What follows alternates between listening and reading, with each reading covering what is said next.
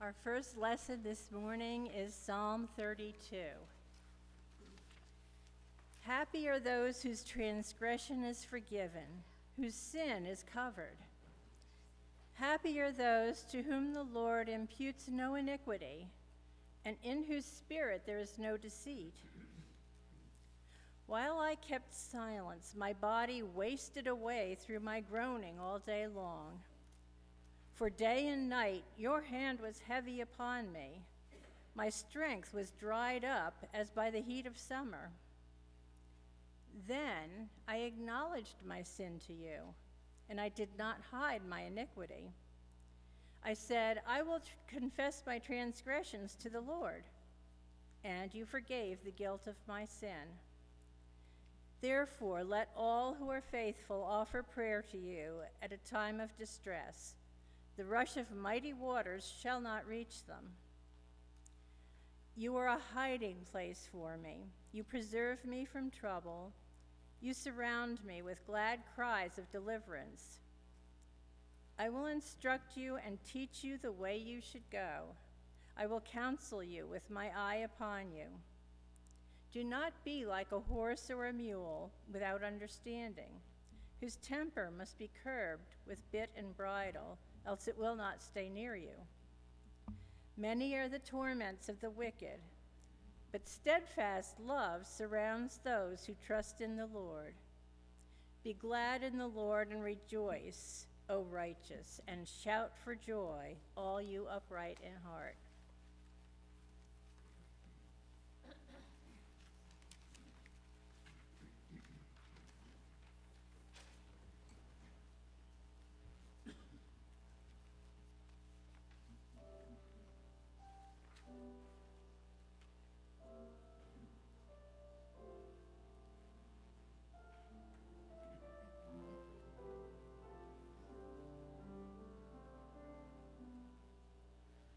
Come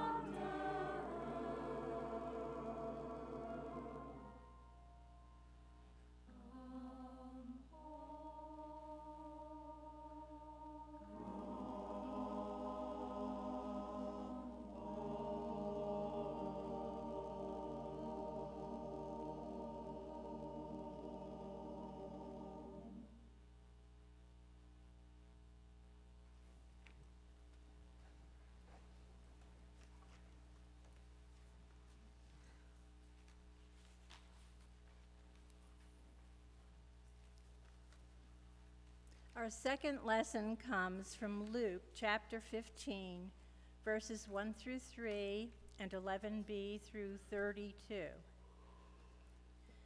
Now all the tax collectors and sinners were coming near to listen to him. And the Pharisees and scribes were grumbling and saying, "This fellow welcomes sinners and eats with them." So he told them this parable. There was a man who had 2 sons. The younger of them said to his father, "Father, give me the share of the property that will belong to me." So he divided his property between them. A few days later, the younger son gathered all he had and traveled to a distant country. And there he squandered his property in dissolute living. When he had spent everything, a severe famine took place throughout that country, and he began to be in need. So he went and hired himself out to one of the citizens of that country, who sent him to his fields to feed the pigs. He would gladly have filled himself with the pods that the pigs were eating, and no one gave him anything. But when he came to himself, he said, "How many of my father's hired hands have bread enough and to spare, but here I am dying of hunger? I will get up and go to my father, and I will say to him, 'Father, I have sinned against heaven and before you. I am no longer worthy to be called your son. Treat me like one of your hired hands.' So he set off and went to his father. But while he was still far off, his father saw him and was filled with compassion. He ran and put his arms around him and kissed him. Then the son said to him, 'Father, I have sinned against heaven and before you. I am no longer worthy to be called your son.' But the father said to his slaves, 'Quickly, bring out a robe, the best one, and put it on him. Put a ring on his finger and sandals on his feet. And get the fatted calf and kill it, and let us eat and celebrate. For this son of mine was dead and is alive again. He was lost and is found.' And they began to celebrate. Now his elder son was in the field. And when he came and approached the house, he heard music and dancing. He called one of the slaves and asked what was going on. He replied, 'Your brother has come, and your father has killed the fatted calf because he has got him back safe and sound.' Then he became angry and refused to go in. His father came out and began to plead with him, but he answered his father, 'Listen, for all these years I've been working like a slave for you, and I have never disobeyed your command. Yet you've never given me even a young goat so that I might celebrate with my friends. But when this son of yours came back, who has devoured your property with prostitutes, you killed the fatted calf for him.' Then the father said to him, 'Son, you are always with me, and all that is mine is yours. But we had to celebrate and rejoice, because this brother of yours was dead and has come to life. He was lost and has been found.'"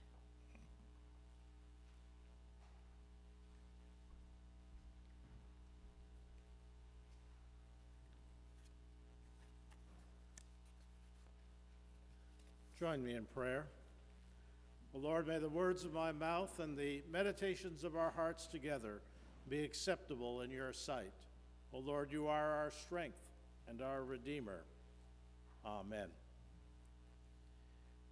There is perhaps no better known story in the Bible than Jesus' parable of the prodigal son. We're thankful to Sandy Cowan for loaning us again her painting of the reunion between the father and son. That parable was called by Ralph Waldo Emerson the greatest story in the Bible. And Charles Dickens echoed Emerson's admiration of this parable. Parable are stories with a message. And Jesus' parables were unusually well crafted in that he presented characters with whom most people could identify. Who hasn't lost something precious, like the woman who lost a coin, 1/10 of her dowry, and turned the house upside down looking for it? Who hasn't had a beloved pet wander away and lost sleep fearing for its safety and praying for its return? And who hasn't done something which alienated us from a loved one or a friend and found ourselves wandering hopelessly like that younger son in the parable? Because the parable is so familiar, many think its message is simple and straightforward. The parable of the prodigal son is a message about a lost son who comes to his senses. It's about a forgiving father. It's about a jealous older brother who resents the affection being shown to his sibling. But there's more to this parable, just as there's more to all of Jesus' parables. If Jesus were here today, sharing this parable in our time and in our place, it might go like this. There was a farm couple who had 2 sons. As most farm families, all had to work to keep the farm going in this day of corporate farming and high expense and low price for your farm goods. Even though times were tough, this couple managed to put away some money each week into special accounts for each son that they could use when they became of age, perhaps for their education, perhaps for travel, maybe for their own family, as they maybe even buying their own farm. But even though they never spoke about it, both parents hoped the older son would take over their farm someday. As the sons grew into adulthood, they were like oil and water. They just could not seem to get along. The older son worked hard, but didn't seem to get much joy out of the work. He didn't like farming, not like his parents. And the younger son, he was restless. He was often neglecting his work and incurring the wrath of his older brother and his parents. One day it all came to a head in the kitchen. There was a terrible argument. The 2 sons almost came to blows, and only the intervention of their mother, who threw her body in between them, kept them from hurting each other.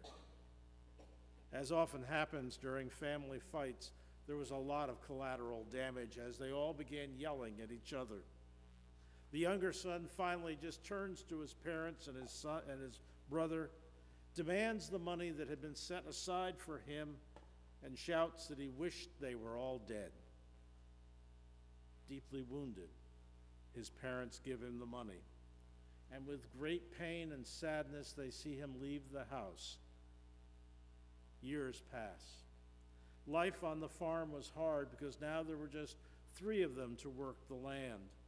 Not a word came from their younger son, not even a postcard or a text or a tweet or anything.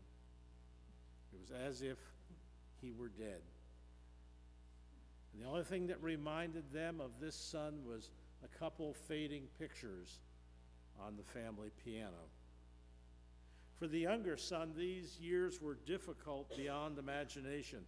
He enjoyed life for a while. He enjoyed spending the money. He enjoyed this freedom. But the money hadn't lasted long. Good jobs were hard to find. He found himself living in a small room and eating ramen noodles for breakfast, lunch, and dinner. And then he couldn't even afford that. And he found himself struggling just to pick up an odd job here and there, begging for pennies, living on the streets. Swallowing his pride, he turns towards home, and in his mind he prepares a little speech, an apology to his parents, and he hopes to at least get him a place to sleep and some work on the family farm. As he walks down the road to the farmhouse, he's spotted by his parents, who run out, embrace him, and bring him into the house. Dad immediately goes to get some fresh clothing. Mom starts to cook, and his younger brother, hearing the commotion and learning what has happened, retreats to the barn in bitterness. As far as he was concerned, his parents had just shown that they loved this brother, this younger brother, more than they did him. They ran out to greet him and welcomed him, even without a word of apology from this child. They lavished clothing and food on him, and they welcomed him back into the family. Who do you identify in the story? Do you feel like you were the mother or the father that had a child that was lost and suddenly was found? Do you feel like sometimes you're the older brother or older sister, has all the responsibility and none of the benefits?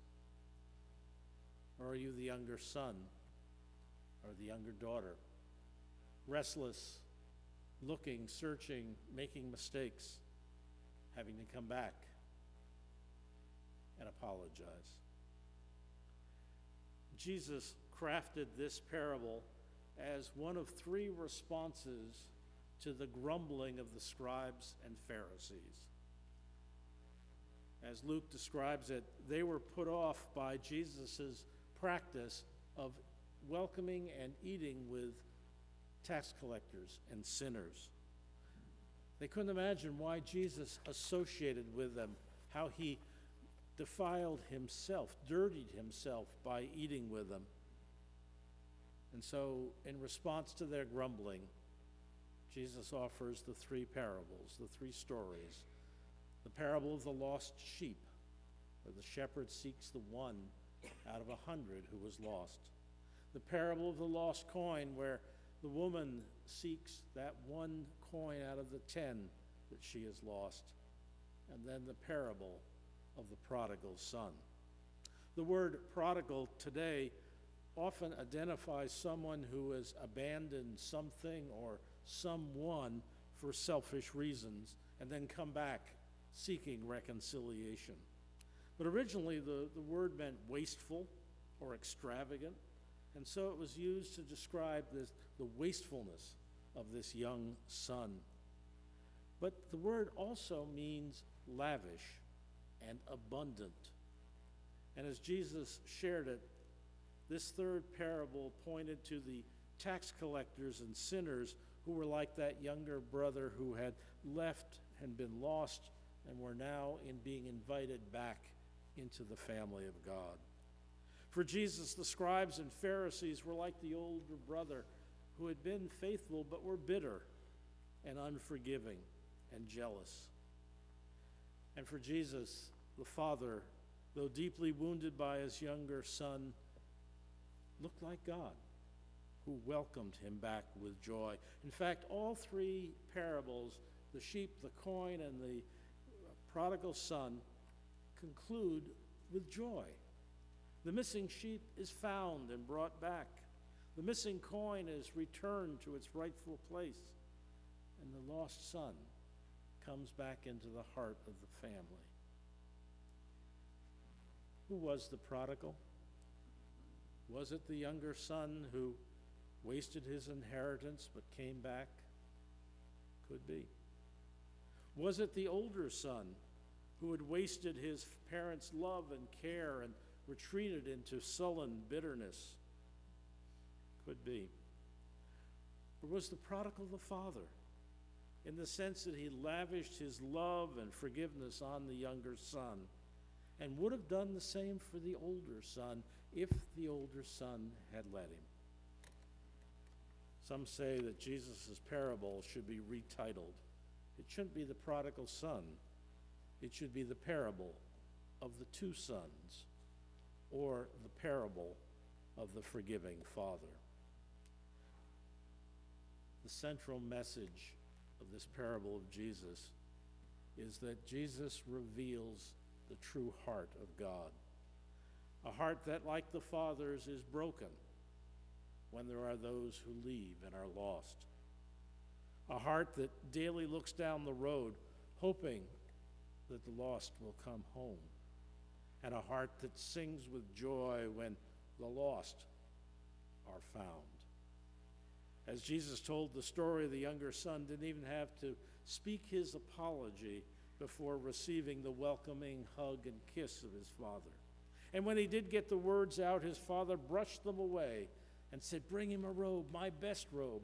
Bring a ring, the family ring. Bring sandals, and let's kill the fatted calf and have a feast." Such is the lavish love of God, given freely and lovingly. Lent offers all of God's children a chance to return. The table of grace is spread, and there's always a seat. And there's joy at that table when the one who was once lost is found. Amen.